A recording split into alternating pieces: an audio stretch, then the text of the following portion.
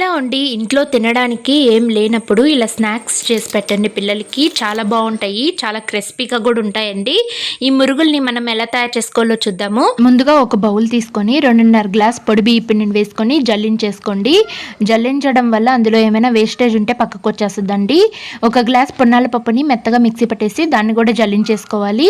తర్వాత 1 tablespoon కారం, 1 tablespoon salt, 1/2 teaspoon వాముని దంచుకొని వేసుకోవాలండి. 2 టేబుల్ స్పూన్స్ తెల్ల నువ్వుల్ని వేసుకొని కలిపేసుకున్న తర్వాత హాట్ వాటర్ని పోసుకుంటూ పిండిని చపాతీ ముద్దలాగా గట్టిగా కలుపుకోవాలి. కలుపుకున్న పిండిని ఒక 10 నిమిషాలు పక్కన పెట్టేసుకొని స్టవ్ మీద ఒక కడాయి పెట్టుకొని అందులో ఆయిల్ వేసుకొని ఆయిల్ హీట్ అయ్యే లోపల మునబ్బు చుట్లు తీసుకొని అందులో స్టార్ ప్లేట్ అయితే ఉంటుందండి అది పెట్టేసుకొని అందులో పిండి పెట్టేసుకున్న తర్వాత ఒక ప్లేట్ తీసుకొని ప్లేట్కి ఆయిల్ పూసుకొని ప్లేట్లోనే ఇలా మురుగుల్ని ఒత్తుకొని గరిటితో ఆయిల్లో వేసుకొని గోల్డెన్ బ్రౌన్ కలర్ వచ్చేంత వరకు ఫ్రై చేసుకుంటే టేస్టీ మురుగులు రెడీ అండి. సూపర్ టేస్ట్ ఉంటాయి.